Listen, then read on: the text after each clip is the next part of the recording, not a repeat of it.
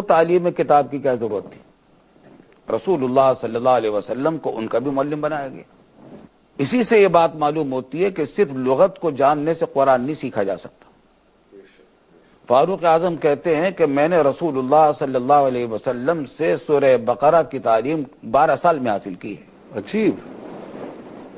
تو آخر وہ کیا بات تھی؟ وہ حقائق ہیں، وہ دقائق ہیں، وہ رموز ہیں، وہ تفصیلات ہیں جو قرآن کریم نے معجزانہ طور پر اپنے اندر سموئی ہوئی ہیں۔ رسول اللہ صلی اللہ علیہ وسلم نے ان کی تعلیم دی۔ آج ایک بیماری ہمارے اندر یہ بھی پیدا ہو گئی ہے کہ جس نے کچھ عربی زبان سیکھ لی وہ قرآن کا مفسر بننا چاہتا ہے۔ سچ فرمایا آپ نے، سچ۔ بلکہ بعض لوگ تو عربی زبان سیکھنا بھی ضروری نہیں، ڈکشنری کی مدد سے چاہتے ہیں کہ قرآن کے مفسر بھی بن جائے۔ حضرت وہ تو اب تو ڈکشنری بھی پرانی ہوگی، اب تو انٹرنیٹ آ گیا۔ انٹرنیٹ آ گیا۔ ایک پاکستان کے ایک سابق صدر، میں نام نہیں لوں گا، تو پوری زندگی اچھے آدمی تھے، وہ باکردار آدمی تھے، تو پوری زندگی ان کی گزری انہی کاموں میں جو ان کے تھے۔ پہلے بیوروکریٹ رہے، اس کے بعد پھر وہ سربراہ مملکت بن گئے۔ فارغ ہوئے تو معلوم ہے کہ قرآن کی تفسیر لکھ رہے ہیں۔ تو بھائی قرآن کریم کی تفسیر صرف لغت جان، عربی بھی وہ نہیں جانتے تھے، مجھے معلوم تھا کہ عربی نہیں جانتے، تو وہ کس طریقے سے لکھ رہے ہوں گے؟ ترجمے دیکھتے ہوں گے، ترجمے دیکھ کر اس کی تفسیر لکھنا چاہتے ہوں گے۔ حالانکہ رسول اللہ صلی اللہ علیہ وسلم کو مفسر قرآن بنا کر بھیجا ہے اللہ تعالیٰ نے، تو قرآن کریم کی وہی تفسیر معتبر ہے جو رسول اللہ صلی اللہ علیہ وسلم کی تفسیر کے مطابق ہو، اس کے خلاف نہ ہو۔ بے شک، بے شک۔ آج ہر ایک اپنے رائے زنی کرتا ہے کہ آئی تھنک کا ایک بیماری ہے۔ امریکہ میں مجھ سے بہت سے لوگ پوچھتے ہیں، ایک موضوع میں نے اسی موضوع پر تقریر کی، آئی تھنک کے موضوع پر۔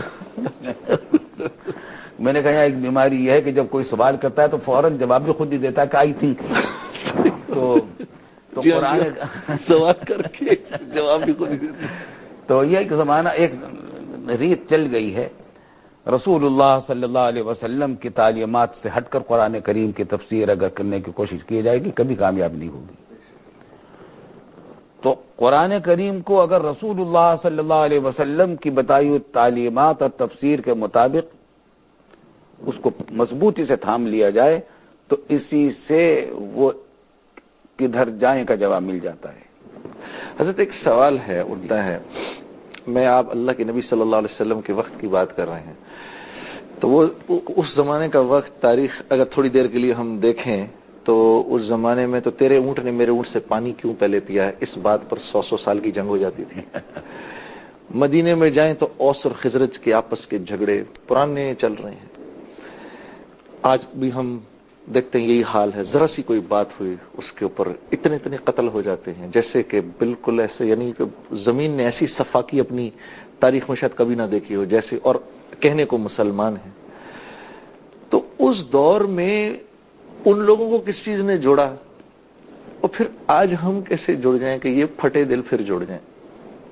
اللہ اکبر، بڑا اہم سوال ہے۔ بات وہی ہے جو قرآن کریم نے یہاں کہی ہے اس آیت میں، قرآن کریم کو مضبوطی سے تھام لو اور پھوٹ نہ ڈالو، ولا تفرقوا۔ آگے اسی واقعے کا ذکر کیا جس کا آپ نے حوالہ دیا ہے، اوس اور خزرج کا۔ واذکروا اذ جعلکم، واذکروا اذ کنتم اعداء فالف بین قلوبکم فاصبحتم بنعمتہ اخوانا۔ اس زمانے کو یاد کرو جب تم آپس میں ایک دوسرے کے دشمن تھے۔ اللہ، اچھا۔ قبائل عرب کی آپس میں جنگیں 100 سال تک چلتی رہتی تھی، اور اوس، مدینہ طیبہ میں اوس اور خزرج کے جھگڑے تھے، تعصبات تھے، لڑائیاں تھیں، خون ریزی تھی۔ پھر فَأَلَّفَ بَيْنَ قُلُوبِكُمْ فَأَصْبَحْتُمْ بِنِعْمَتِهِ، اللہ تعالیٰ نے تمہارے دلوں کو جوڑ دیا اور تم بھائی بھائی ہو گئے۔ تو یہ دل اللہ ہی جوڑیں گے؟ اللہ ہی جوڑے گا، لیکن اللہ نے جوڑنے کا ذریعہ بتایا کہ قرآن کو مضبوطی سے تھام لو۔ جب قرآن کو مضبوطی سے تھام لو گے تو پھوٹ سے نکل جاؤ گے، کیونکہ قرآن نے رہنمائی کر رکھی۔ اب تو جھگڑا جو پیدا ہوتا ہے وہ یہ کہ اتفاق کو تو سب کہتے ہیں کہ اتفاق بہت اچھی چیز ہے، بے شک، بے شک۔ اچھا آپ کسی کو نہیں دیکھیں گے کتنا بھی جھگڑا کرنے والا ہو، جھگڑالو ہو، وہ یہی کہے گا کہ اتفاق بہت اچھی چیز ہے، اتفاق کرنا چاہیے۔ پھر اتفاق کیوں نہیں ہوتا؟ وجہ اس کی ہے کہ اتفاق کا مطلب وہ ہر ایک یوں سمجھتا ہے کہ میری رائے کے موافق سب کام کر لیں تو اتفاق ہو جائے گا۔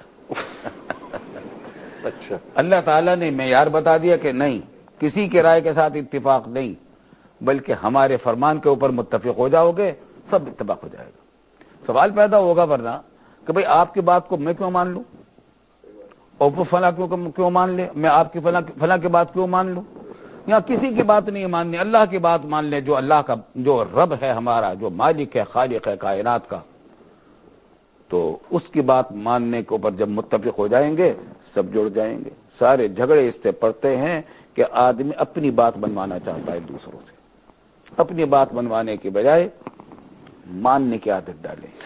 یعنی حضرت آپ فرما رہے ہیں، یعنی آپ کہنے کا مطلب یہ کہ دین جو ہے وہ میرے جذبات کے مطابق ہو جائے، میں اپنے جذبات کو اس کی طرف نہ لے کے جاؤں۔ یہ مزاج بن گیا ہم لوگوں کا، اسی وجہ سے پھوٹ پڑی ہوئی ہے۔ اچھا حضرت، آج دیکھیے پاکستان کے اوپر ایسا حال آیا ہے اور لوگ اکثر پوچھتے ہیں اور پریشان ہیں، اکثر لوگ یہ پوچھتے ہیں کیا یہ اللہ کا عذاب ہے ہم پر، یا پوچھتے ہیں یا یہ ہم کسی امتحان سے گزر رہے ہیں، اور نادان رہنما لوگوں کو کیا مشورے دے رہے ہیں کہ حالات کا مقابلہ کرنا ہے۔ یعنی قوم عاد تو کر نہ سکی حالات کا مقابلہ، قوم سمود تو کر نہ سکی، باقی اقوام تو نہیں کر سکے ان حالات کا مقابلہ۔ میں حضرت ایک چھوٹی سی بریک لوں گا اور آپ سے پھر اس سوال پر ایک تفصیلاً بات کرنا چاہیں گے کہ پاکستان آج جن حالات سے گزر رہا ہے یہ رحمت ہے یا زحمت ہے۔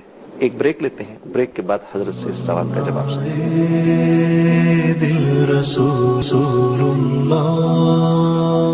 خوش آمدید، السلام علیکم ورحمۃ اللہ۔ حضرت میں یہ جیسے میں نے عرض کی تھی کہ یہ جو ہو رہا ہے، یہ جو سیلاب جو آیا ہے ایسا پاکستان کی تاریخ میں کبھی نہیں آیا، یہ رحمت ہے یا زحمت ہے؟ کیونکہ یہ سیاسی رہنما تو آ کر لوگوں کو مقابلہ کرنے کے لیے کہہ رہے ہیں کہ حالات کا مقابلہ کیا جائے۔ آپ فرمائیے قرآن و حدیث کی روشنی میں کہ کیا لائحہ عمل ہو؟ مسلمانوں کے اوپر جو اس قسم کی آفات آتی ہیں وہ جھنجھوڑنے کے لیے آتی ہیں تاکہ وہ اپنے گناہوں سے توبہ کریں۔ قرآن کریم میں فرمایا وَلَنُذِيقَنَّهُم مِّنَ الْعَذَابِ الْأَدْنَىٰ دُونَ الْعَذَابِ الْأَكْبَرِ لَعَلَّهُمْ يَرْجِعُونَ۔ ہم لوگوں کو مزہ چکھاتے ہیں عذاب، چھوٹے عذاب کا چکھاتے ہیں دنیا کے اندر، بڑے عذاب سے پہلے جو آخرت میں آنے والا ہے۔ بڑا عذاب تو اللہ پناہ میں رکھے وہی ہے، اور یہ چکھانے کا مقصد ہوتا ہے لعلہم یرجعون، تاکہ لوگ اپنے گناہوں سے باز آ جائیں۔ آج جو کچھ ہو رہا ہے ہم اگر جائزہ لیں تو در حقیقت ہم نے بہت بڑی بدعہدی کی ہے اپنے خدا کے ساتھ، اپنے رسول کے ساتھ، اپنے قرآن کے ساتھ، اپنے قوم کے ساتھ، اپنے قوم کے ان شہیدوں کے ساتھ جنہوں نے جان قربانیاں دی ہیں اس پاکستان کے بنانے کے لیے، پاکستان کو محفوظ رکھنے کے لیے، اور موجودہ قوم کے ساتھ غداری اور ہم نے بے وفائی کی ہے، بدعہدی کی ہے۔ ہم نے اعلان یہ کیا تھا کہ پاکستان کا مطلب کیا، لا الہ الا اللہ، اور مسلم مسلم بھائی بھائی کے نعرے میں نے لگائے تھے دیوبند میں جب پاکستان کی تحریک چل رہی تھی۔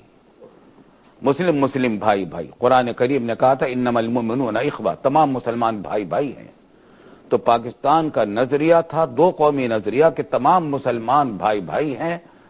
دو قومی نظریہ اس بات سے کہتے ہیں اس کو کہ اس قرآن کے نزدیک دو ہی ملتیں ہیں، ایک ملت کفر ہے، ایک ملت اسلام ہے۔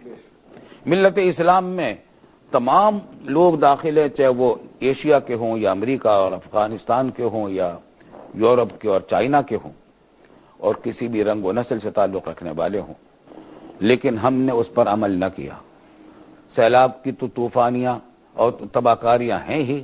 اب کراچی میں پچھلے اس ہفتے میں اور پچھلے ہفتوں میں کتنے بڑے پیمانے پر قتل عام ہوا ہے، ٹارگٹ کلنگ ہوئی ہے، ایک دوسرے کو شناختی کارڈ دیکھ دیکھ کر مارا ہے کہ کون سے علاقے کا رہنے والا ہے۔